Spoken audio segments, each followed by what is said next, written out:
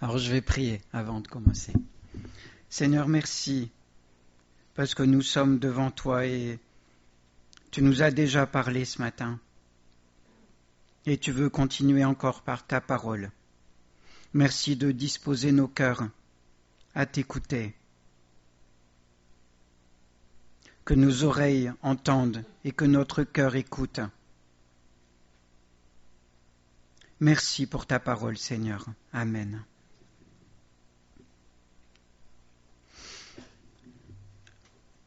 Alors, je ne sais pas si vous avez déjà vécu des moments tels que je vais vous le décrire. Vous vous sentez oppressé. Qui déjà s'est senti oppressé? Ouais, je crois qu'on y est tous déjà passés.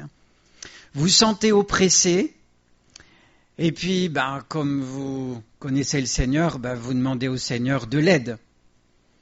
Et puis, vous priez, Seigneur, retire cette oppression, puis on se sent vraiment pas bien, et il se passe rien, ça reste. Ça vous est déjà arrivé? Si, Et puis, on a l'impression que le Seigneur nous écoute pas. Pourtant, on aurait besoin de son aide, on aurait besoin d'un miracle qui retire cette horrible oppression et quelquefois on a même du mal à respirer, tellement on se sent pas bien. Ça vous est déjà arrivé? Si, Moi aussi, c'est pour ça que je peux en parler. Et puis en fait, vous avez l'impression que rien n'y fait. Et puis à un moment, vous vous mettez à chanter, à louer le Seigneur. Et puis là, tout change. Ça vous est déjà arrivé, ça? Si. Parce que la louange, elle change beaucoup de choses. On ne va pas seulement parler de ça, on va parler ce matin de notre attitude devant l'ennemi. Vous savez, quand on se sent oppressé, c'est pas le Saint-Esprit qui vient nous oppresser. Le Saint-Esprit, quand il s'approche de nous, c'est « waouh !» On se sent léger. On se sent bien dans la présence du Seigneur. Dans la présence de notre ennemi, de l'ennemi du Seigneur, on ne se sent pas du tout bien. C'est l'oppression, c'est l'obscurité, c'est le mal-être. Et le Seigneur ne nous a pas donné la vie pour vivre dans cette atmosphère. Vous êtes d'accord? Le Seigneur, il est venu pour nous donner la libération, la légèreté. Il veut qu'on soit bien. Ce bien-être, c'est celui que Dieu peut donner par sa présence, par le Saint-Esprit. Et ce matin, on va prendre des exemples, et j'aime bien les prendre toujours dans la Bible, parce que c'est notre base, c'est la base de notre foi, et tout a été écrit dans la Bible pour notre instruction. Et donc on va regarder dans l'histoire, dans la Bible, des exemples de personnes, des exemples d'attitudes différentes devant des difficultés, devant l'ennemi. Ça vous intéresse ? Et on va apprendre grâce à ça, parce qu'on a souvent une attitude devant l'ennemi, devant les difficultés, qui n'est pas la bonne. Alors on va apprendre. J'ai vu que Jacqueline avait déjà mis le premier transpa, la première diapo. Psaume 18, 4. C'est David qui dit ça. Louange à l'Éternel, et je suis délivré de mes ennemis. C'est par ça que j'ai choisi d'introduire, c'est que quand on loue l'Éternel, le malin, il reste tout près. Il aime bien quand on loue l'Éternel.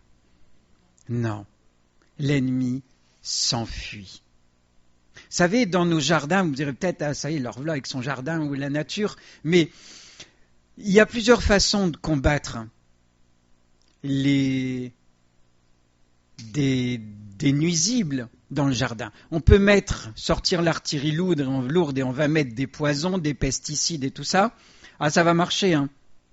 Mais seulement, il y a plein d'effets nocifs autour. Et il suffit de savoir ce que tel animal n'aime pas du tout et en mettre, et on va être débarrassé, il va partir. Et ça, c'est naturel. C'est la bonne façon de combattre. C'est pas toujours facile, hein. Il faut beaucoup de connaissances de comment ça fonctionne, mais c'est la meilleure façon. Et en fait, l'ennemi, c'est pareil. Ce qui le fait fuir, c'est la louange. Si on se met à louer le Seigneur, l'ennemi ne supporte pas et il s'en va. Parce qu'il voudrait la louange pour lui. Et ça le dérange horriblement qu'on adresse notre louange à l'Éternel, à notre Dieu. Et ça, il ne le supporte pas et il s'en va. Et quand il s'en va, on se sent beaucoup mieux. Vous êtes d'accord ? Louange à l'Éternel, et je suis délivré de mes ennemis. Mais il n'y a pas que ça. On va aller voir une histoire que vous connaissez très certainement, de toute façon à force, on les connaît toutes. Mais en fait, la même histoire peut nous apprendre des choses différentes selon l'angle sous lequel on la lit. Et on va regarder dans Nombre 13, 25, 33, Nombre 13, chapitre 13, versets 25 à 33. Je vais le situer dans le contexte, parce que sinon les lectures de ce matin, ça aurait pris beaucoup de temps. Alors j'ai raccourci, et on va juste se mettre dans le contexte. Alors voilà le contexte. Le peuple d'Israël a quitté l'Égypte. Par la grâce du Seigneur, ils ont été libérés de l'esclavage. Et puis, ils arrivent, aux portes de la terre promise. Et là, ils vont partir, Moïse, il envoie des espions, et ils vont partir en exploration. Et ils reviennent, et ils font leur rapport. Et on le dit. Ils furent de retour de l'exploration du pays au bout de 40 jours. À leur arrivée, ils se rendirent auprès de Moïse et Aaron et de toute l'assemblée des enfants d'Israël, à Kadès dans le désert de Paran. Ils leur firent un rapport ainsi qu'à toute l'assemblée et leur montrèrent les fruits du pays. Voici ce qu'ils racontèrent à Moïse. Nous sommes allés dans le pays où tu nous as envoyés. À la vérité, c'est un pays où coule le lait et le miel, et voici les fruits. Diapo suivante. Mais le peuple qui habite ce pays est puissant. Les villes sont fortifiées, très grandes. Nous y avons vu des enfants d'Anak, qui étaient une génération de géants. Nous ne pouvons pas monter contre ce peuple, car il est plus fort que nous. Et ils décrièrent devant les enfants d'Israël le pays qu'ils avaient exploré. Ils dirent, le pays que nous avons parcouru pour l'explorer est un pays qui dévore ses habitants. Tous ceux que nous y avons vus sont des hommes d'une haute taille. Nous y avons vu des géants, enfants d'Anak, de la race des géants. Nous étions, à nos yeux et aux leurs, comme des sauterelles.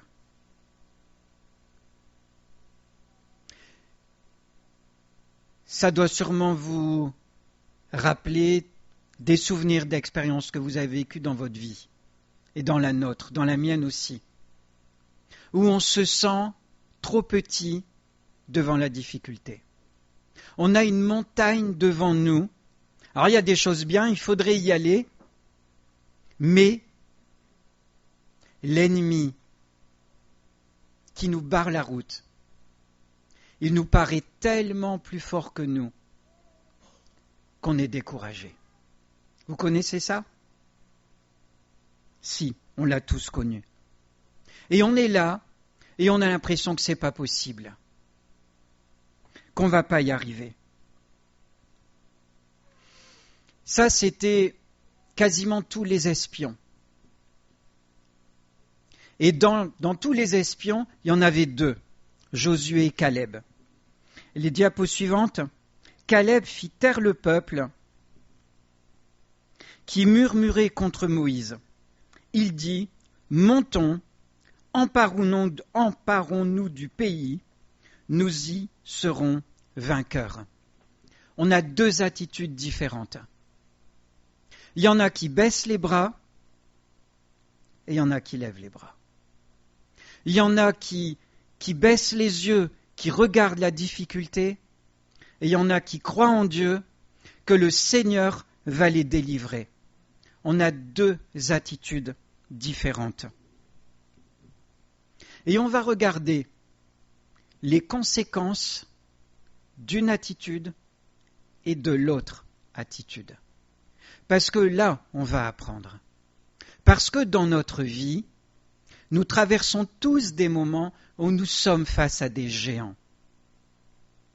Et face aux géants, il y a deux attitudes possibles. Ce sont ces deux attitudes qu'on vient de regarder là. Il y a l'attitude de la plupart des espions et il y a l'attitude de Josué et de Caleb. Et on va considérer où les ont menés chacun leur attitude. Parce que l'attitude que nous décidons de revêtir devant l'ennemi, elle est déterminante pour notre vie. Vous le croyez ça? Peut-être qu'on n'a pas envie de le croire. On a envie de se dire « Ouais, mais avec le Seigneur, ça va aller quand même. » C'est vrai que ça va aller. Mais si tu n'y crois pas plus que ça, ta vie, elle va tourner comme la vie qu'on va regarder maintenant. Dans Nombre 14, 20, donc c'est la diapo que tu as dû mettre, ouais c'est ça, Nombre 14, 20. Donc le peuple, il se met à murmurer, à dire « Oh, Moïse, tu nous as amenés jusque-là, tu te rends pas compte, on aurait mieux fait de rester en Égypte. » Et ils allaient même former un comité avec un chef pour retourner en Égypte. Vous vous rendez compte? Ils ont été esclaves là 400 ans, l'Éternel les en a sortis, ils ont vécu des miracles, et ils sont là devant une montagne, devant des géants, et ils ont déjà oublié tout ce que le Seigneur a fait pour eux. On se dit, quand même, c'est gros ça. Mais nous, croyez-vous qu'on ne soit différent? Combien de fois on a vécu des choses super dans notre vie avec le Seigneur. On a témoigné. Et puis un beau jour, on est devant un géant et on a tout oublié. Ça vous arrive pas? Et on est découragé. On a tout oublié de ce que le Seigneur a déjà fait pour nous. On est pareil, hein? On n'est pas différent. Et l'Éternel, comment a-t-il perçu toutes ces choses? Est-ce que ça lui a fait plaisir? Est-ce qu'il était d'accord avec cette attitude? On va regarder. Nombre 14, 20.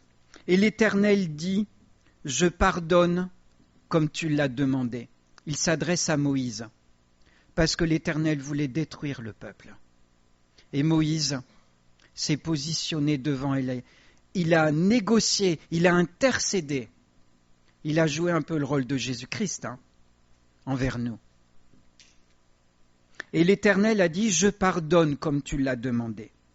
Mais je suis vivant, et la gloire de l'Éternel remplira toute la terre. » Écoutez bien, tous ceux qui ont vu ma gloire, et les prodiges que j'ai faits en Égypte, et dans le désert, qui m'ont tenté déjà 10 fois, et qui n'ont point écouté ma voix, tout cela, ne verront point le pays que j'ai juré à leur père de leur donner.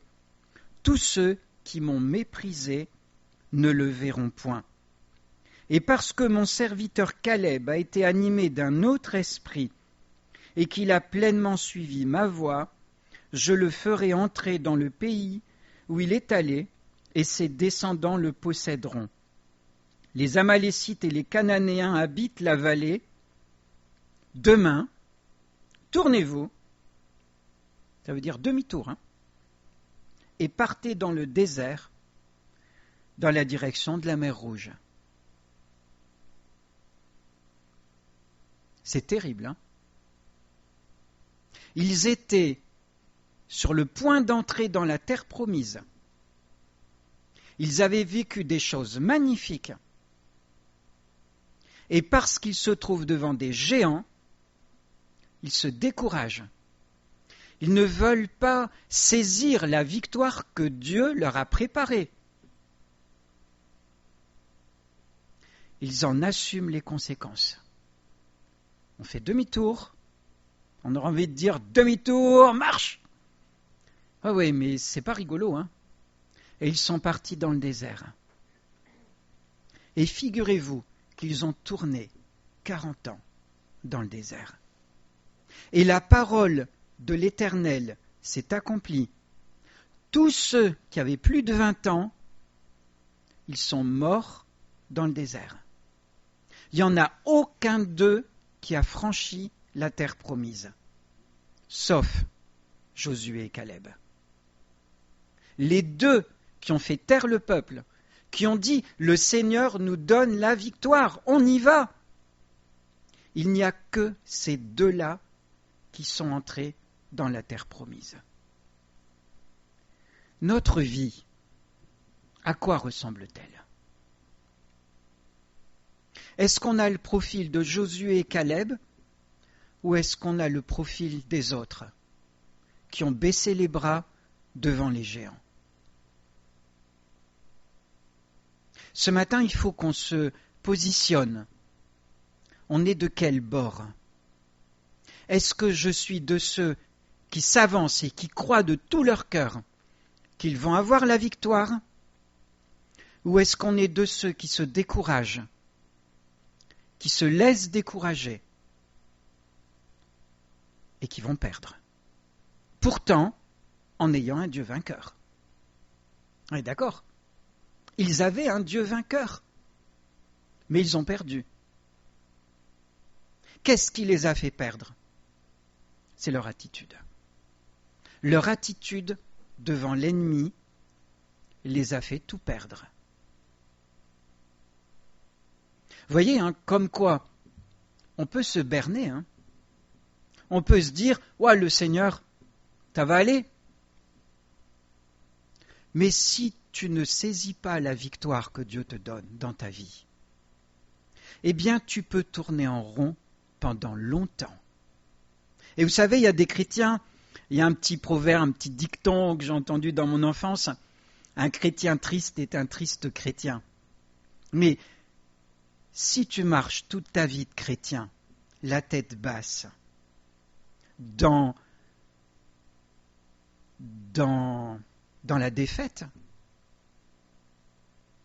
tu vas tourner toute ta vie dans la défaite. Comme le peuple d'Israël, ça a été écrit pour notre instruction.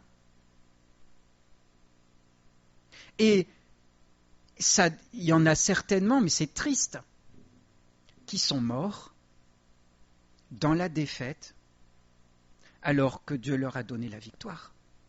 Jésus-Christ a payé de sa vie pour qu'on marche dans la victoire. Mais si on le choisit, on peut marcher dans la victoire, on peut marcher aussi dans la défaite. Et on va faire comme le peuple d'Israël. On va marcher dans la défaite, dans le désert, et toute notre vie, ça va être triste. Dans le désert, c'est aride, c'est dur. Et si on veut autre chose, il faut saisir la victoire. Notre attitude elle est complètement déterminante sur notre vie chrétienne. Si on a les yeux en bas, triste dans la défaite, on ne connaîtra que la défaite. Le Seigneur nous a donné la victoire, c'est à nous de la prendre. On est d'accord ? Ben oui. La vérité, elle est dans la parole. Elle n'est pas dans ce qu'on peut essayer de se dire « Oh, mais ça va aller quand même. Je vais essayer de ménager la chèvre et le chou, puis on va réussir quand même à avancer, tant bien que mal. » Mais si tu veux vraiment connaître la vie de joie, de délivrance que le Seigneur t'a préparée, ben il faut que tu prennes le profil de Josué et Caleb. Et que tu avances par la foi en croyant de tout ton cœur que le Seigneur te donne la victoire. La victoire sur quoi ? On a chacun un profil différent. On a chacun une vie différente. On a chacun des géants différents. On peut avoir des géants communs, mais on a chacun nos montagnes. Mais sache bien que le Seigneur connaît exactement les montagnes qui sont devant toi dans ta vie. Et le Seigneur s'adresse à chacun d'entre nous et il nous dit à chacun d'entre nous, les montagnes qui sont devant toi, tu es trop petit, certes, pour y arriver tout seul. Ça, c'est sûr. Mais avec le Seigneur, tu vas les gagner. Avec le Seigneur, tu vas être vainqueur. Et si tu restes dans l'abaissement, si tu ne le crois pas, tu vas tourner en rond pendant toute ta vie. Et ça, ce n'est pas ce que le Seigneur veut. Le Seigneur veut que tu marches dans la victoire. Donc, on est en train de voir que ce qu'on vit aujourd'hui peut être une conséquence de notre attitude face à nos difficultés et à l'ennemi, de la même façon que le peuple d'Israël a subi les conséquences de son choix, de son attitude. Il faut que nous saisissions par la foi la victoire que le Seigneur nous a donnée. Et c'est quand même terrible de considérer que tout le peuple, sauf ceux qui étaient de moins de 20 ans, et Josué et Caleb, sont morts dans le désert. Ils n'ont pas connu ce que le Seigneur avait pourtant préparé pour eux. Qu'est-ce qu'on veut pour notre vie ? Est-ce que tu veux vivre ce que le Seigneur a préparé pour toi ? Ou est-ce que tu préfères rester dans la défaite et tourner en rond toute ta vie ? Le choix, il est de notre côté. C'est à nous de saisir. On va continuer avec un autre exemple qui est Gédéon. Alors c'est un grand classique aussi, mais on va regarder sous un autre angle. Dans Juge 6, versets 11 à 13, on connaît l'histoire de Gédéon. Il y avait le peuple de Madian qui venait tout piller, qui venait tout démolir. Mais le peuple d'Israël, il se trouvait dans cette situation-là. Pour quelle raison ? Pour quelle raison ? Est-ce que le Seigneur l'avait abandonné ? Ils étaient dans la défaite. Et pourquoi étaient-ils dans la défaite ? Ils avaient abandonné l'Éternel. Il n'y a pas de secret, Quand on n'est pas rempli par l'un, on est rempli par l'autre. Si on n'est pas rempli par la présence du Seigneur, on est rempli par la présence du monde et du malin. Il y a un petit proverbe dans la nature qui dit que la nature a horreur du vide. Et c'est vrai qu'il n'y a pas de vide dans la nature. Soit c'est rempli par quelque chose, soit c'est rempli par autre chose. Vous prenez une bouteille, elle a l'air vide, en fait elle est remplie d'air. Si on la remplit d'eau, elle va être remplie d'eau, il n'y aura plus d'air. On la vide de l'eau, il n'y a pas le vide dedans. C'est l'air qui revient. Ça marche comme ça. Et vous savez, la nature a été créée par Dieu et elle est extrêmement à l'image du monde spirituel. Le Seigneur nous parle énormément au travers des choses terrestres et au travers des choses de la nature.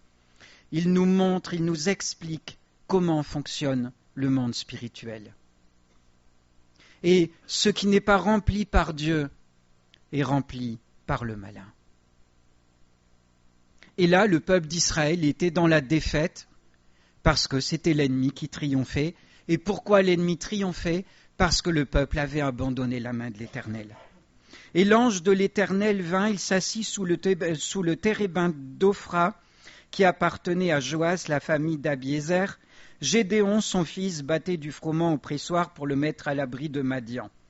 L'ange de l'Éternel lui apparut et lui dit : « L'Éternel est avec toi, vaillant héros. » Gédéon lui dit : « Ah, mon Seigneur, si l'Éternel est avec nous, pourquoi toutes ces choses nous sont-elles arrivées ?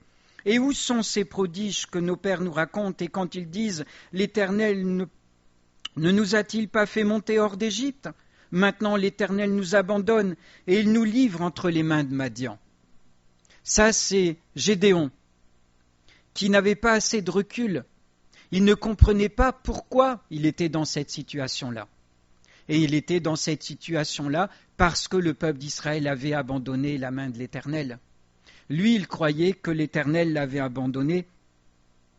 Dites honnêtement, nous, quand on traverse des moments difficiles, est-ce que quelquefois, on ne pense pas et on ne dit pas, ou alors on a un peu honte de le dire, mais qu'on le dirait quand même volontiers, « Seigneur, il m'a oublié.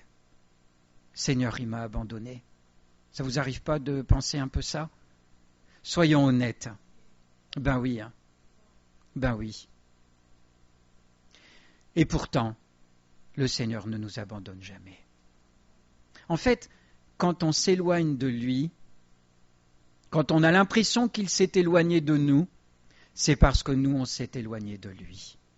Et on se trouve dans le même cas que le peuple d'Israël avec Gédéon à ce moment-là. Le Seigneur ne s'éloignera jamais de nous. Si on a l'impression qu'il y a une distance qui se crée, c'est parce que nous nous éloignons de lui. Ce n'est pas différent de ce que le peuple d'Israël a vécu. Et l'Éternel se tourna vers lui. C'est super, t'assure, merci. L'Éternel se tourna vers lui et dit : Va avec cette force que tu as et délivre Israël de la main de Madian. N'est-ce pas moi qui t'envoie ? Gédéon lui dit : Ah, mon Seigneur, avec quoi délivrai-je Israël ? Voici ma famille est la plus pauvre en Manassé, et je suis le plus petit dans la maison de mon père. Et l'Éternel lui dit : Mais, alors c'est vrai que tu es le plus petit, c'est vrai que ta famille est la plus petite, mais je serai avec toi. Et tu battras Madian comme un seul homme. Bon, on va passer les étapes ensuite, parce que je sais que j'ai déjà prêché là-dessus, mais c'était sous un autre angle.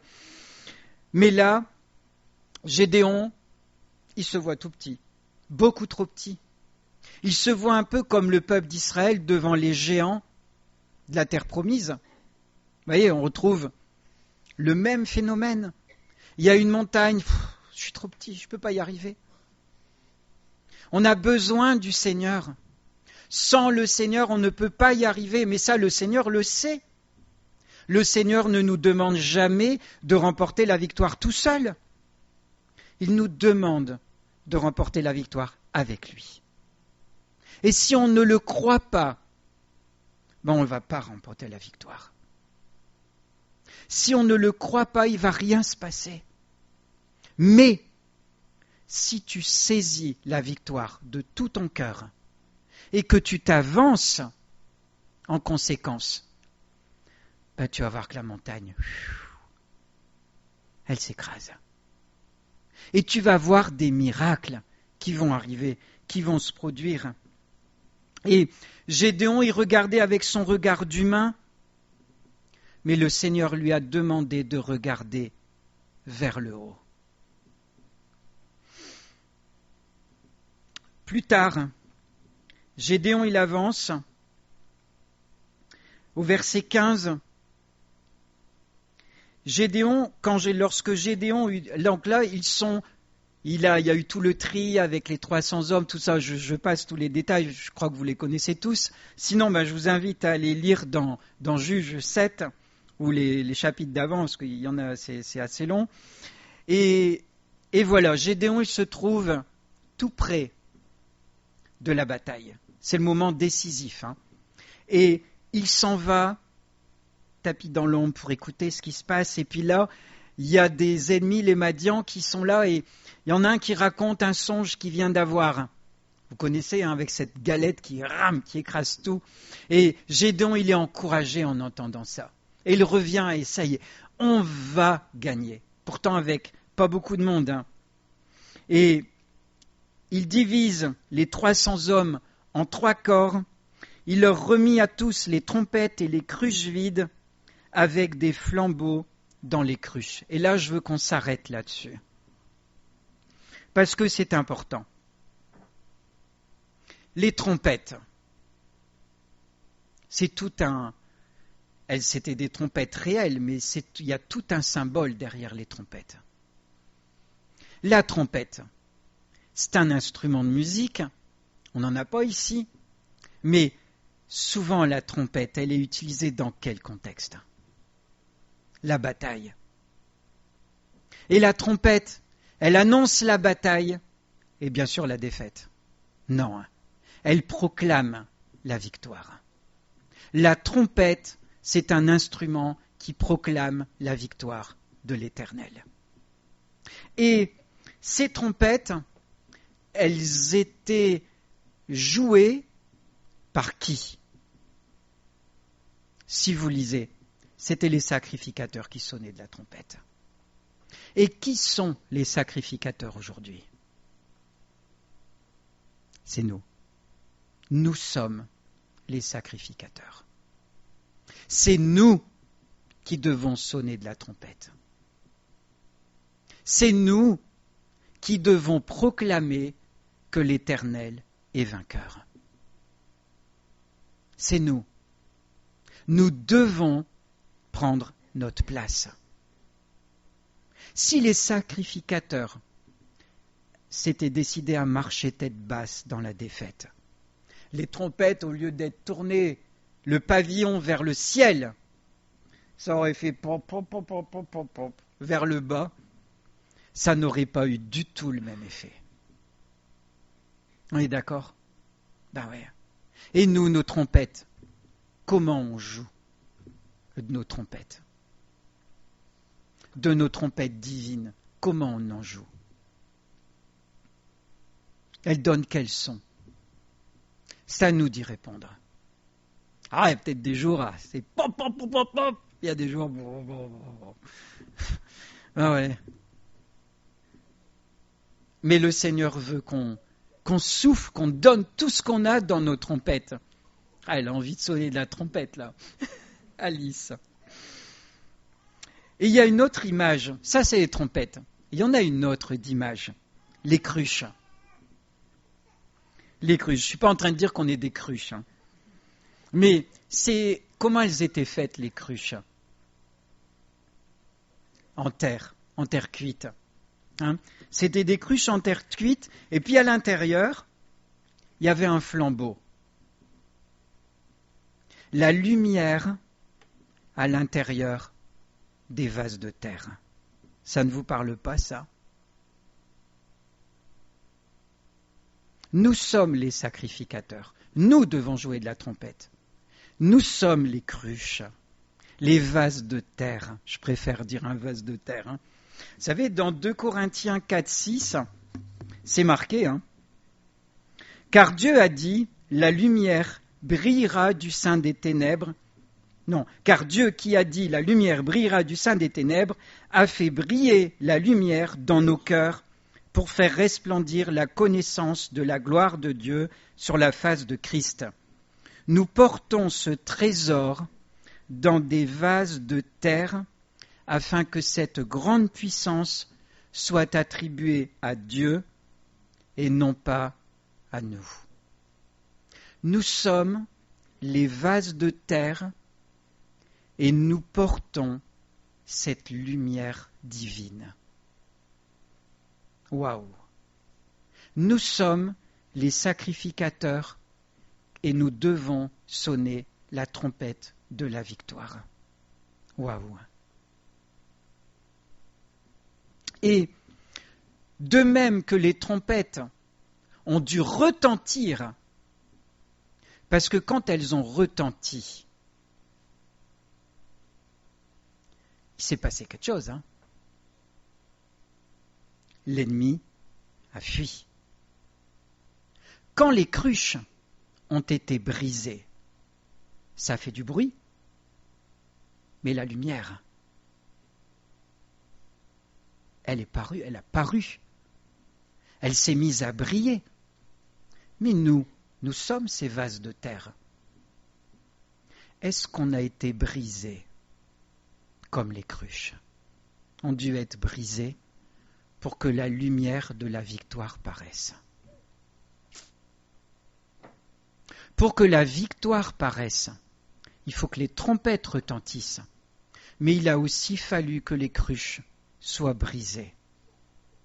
Est-ce que, dans ma vie, j'ai accepté que Dieu me brise?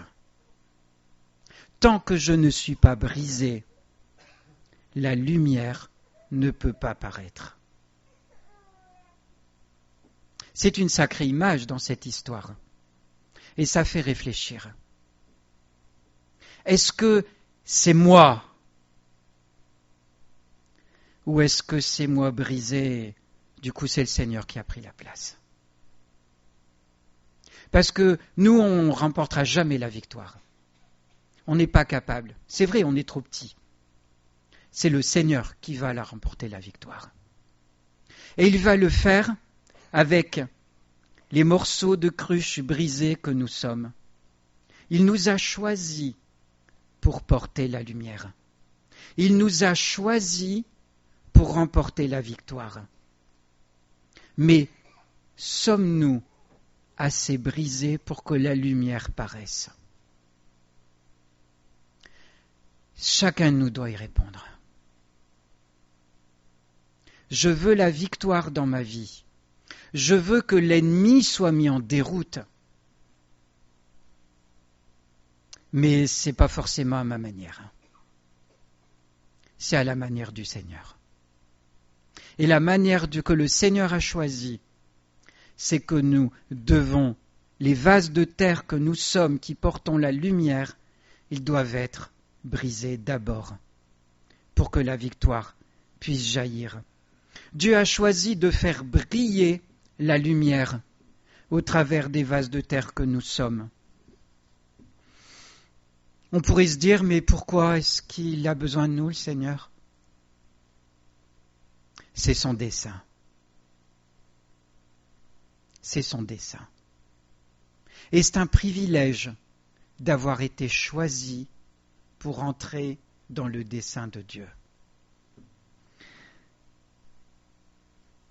Depuis le début de la création, dans Genèse chapitre 1, verset 2, il est écrit « La terre était informe et vide. Il y avait des ténèbres à la surface de l'abîme, et l'Esprit de Dieu se mouvait au-dessus des eaux. Dieu dit que la lumière soit, et la lumière fut. » Dieu a choisi de faire briller la lumière depuis le sein des ténèbres. C'est fou, hein? Et dans le monde obscur, et de plus en plus obscur dans lequel nous vivons, Dieu nous a choisis pour porter la lumière et pour remporter des victoires. Et là, moi, je suis admiratif quand je vois cette œuvre de Dieu. Il y avait des ténèbres à la surface de l'abîme, et l'Esprit de Dieu se mouvait au-dessus des eaux. On imagine cette création au début complètement obscure. C'était moche, informe et vide. Et l'Esprit de Dieu voyageait au-dessus de tout ça. Et c'était noir. C'est bizarre, hein? Alors moi, j'ai mon idée. Je pense que la chute venait d'avoir lieu pour arriver dans un état pareil. Je ne pense pas que Dieu ait créé un monde qui ressemblait à ça au début. Je pense que c'est le résultat de la chute du diable qui a fait que ce monde, il est devenu de la sorte, informe, vide, obscur. Ça ne ressemble pas à ce que Dieu fait. Mais de la même façon que Dieu a choisi de faire briller la lumière dans ces ténèbres, de la même façon, il a envoyé Jésus-Christ pour briller dans le monde du péché, dans une chair semblable à la nôtre, et de la même façon, il nous demande de briller dans le monde de ténèbres dans lequel on est. Parce que ça, c'est le défi de Dieu devant l'ennemi.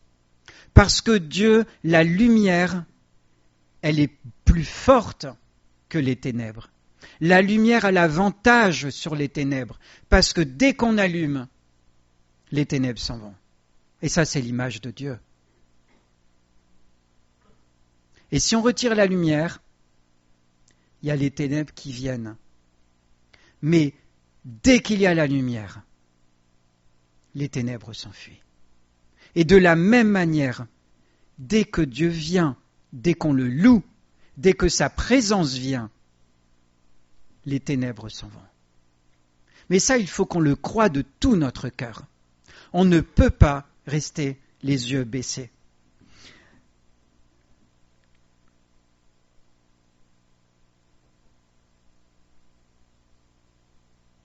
Alors, il est où Josué 6 ? Ah oui, il y a cette image aussi, que j'allais oublier. Bon, ça va, on va y arriver. Exode 17. On est beaucoup plus tôt, on revient en arrière. Josué, fils que lui avait dit Moïse pour combattre Amalek. Et Moïse, Aaron et Hur montèrent au sommet de la colline.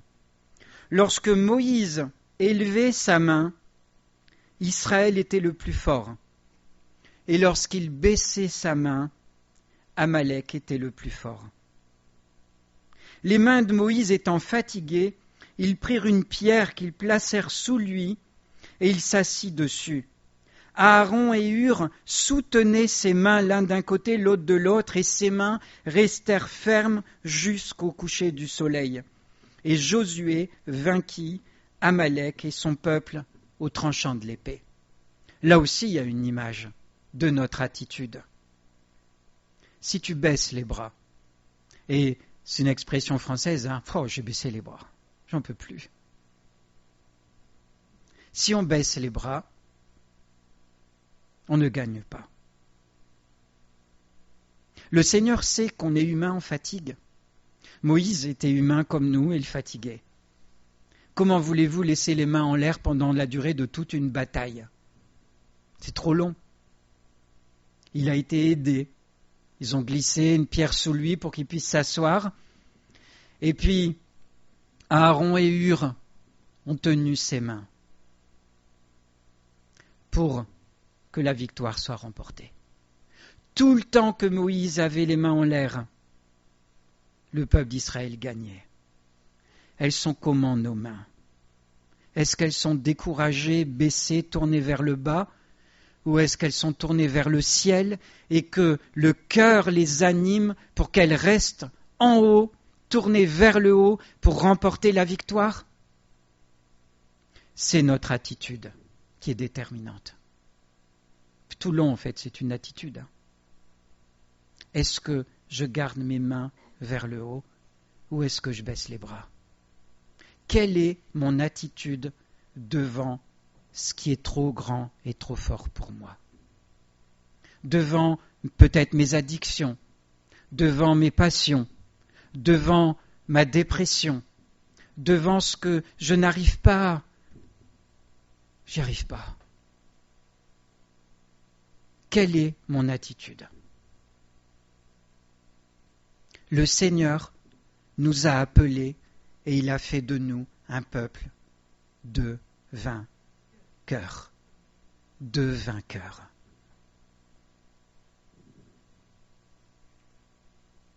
Je termine.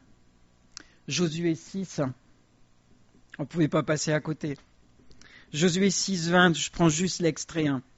Le peuple poussa des cris, et les sacrificateurs sonnèrent des trompettes. Lorsque le peuple entendit le son de la trompette, il poussa de grands cris. Et que s'est-il passé? La muraille de Jéricho s'écroula. Le peuple monta dans la ville, chacun devant soi, et ils s'emparèrent de la ville. On a tout là. Le peuple a eu l'attitude d'un peuple vainqueur. Le Seigneur marchait devant eux et ils l'ont suivi. Ils ont cru et ils ont gagné. Le Seigneur a gagné et ils ont gagné avec le Seigneur. Alors, je vais conclure. En plus, ça sonne et puis il est l'heure. Quelle est notre attitude dans notre vie chrétienne? On a tous vécu des délivrances, c'est sûr. On a tous vécu des miracles. On vit tous des montagnes. On aura encore des montagnes. On aura encore des difficultés, c'est sûr. Le Seigneur ne nous a jamais promis qu'on en serait exempt. Mais quelle attitude décidons-nous d'avoir devant nos difficultés? Est-ce qu'on joue de la trompette? Est-ce qu'on garde les mains en l'air? Est-ce que les vases de terre que nous sommes sont brisés pour faire briller la lumière? Ou est-ce qu'on décide de faire comme le peuple d'Israël, de tourner en rond pendant des jours, des semaines, des mois, peut-être des années? C'est trop dommage. Le Seigneur nous a appelés pour être vainqueurs, parce que notre Dieu est le Dieu de la victoire. Notre Dieu est celui qui a remporté la victoire sur l'ennemi à la croix, et il nous a donné la victoire sur toute montagne, sur toute difficulté. On y croit ou pas? Il faut que ça change dans nos vies. Il faut qu'on mette en pratique la parole de Dieu et qu'on se décide à s'avancer, à nous avancer avec le son de la victoire en nous pour remporter les victoires. Alors, je vais m'arrêter là. On va prier et il faut qu'il y ait des choses qui changent en nous, dans notre attitude, dans notre vie chrétienne. Il faut qu'on se mette bien en tête que le Seigneur nous a appelés pour vaincre et que nous marchons en vainqueurs pendant notre vie terrestre. Nous ne pouvons pas, on peut marcher dans l'abaissement, il y a des moments où, oui, mais c'est pas normal que ça dure. On peut connaître des moments de découragement. C'est aussi marqué, cette fois le juste tombe et il se relève. On ne peut pas tourner dans l'abaissement indéfiniment. Il y a un moment, il faut qu'on se relève et qu'on gagne. Amen. Seigneur, merci pour ta parole.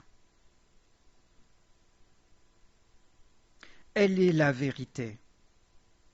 Elle est le fondement de notre foi. Elle est ce que nous croyons. Ô Seigneur, donne-nous, fais-nous grâce de mettre ta parole en pratique et de marcher en vainqueur sur l'ennemi. Ça dérange l'ennemi. Il ne veut absolument pas qu'on avance. Il veut qu'on marche dans l'abaissement. Il veut qu'on marche en vaincu. Mais Seigneur, toi, tu veux qu'on marche en vainqueur. Et c'est toi qui as raison. Et ce matin, Seigneur, je veux de tout mon cœur que nous nous mettions à marcher tous en vainqueurs. Et il y a plein de choses qui peuvent changer dans nos vies, parce que tu es ce Dieu vivant et vrai, qui nous a donné la victoire. Merci notre Dieu. Amen.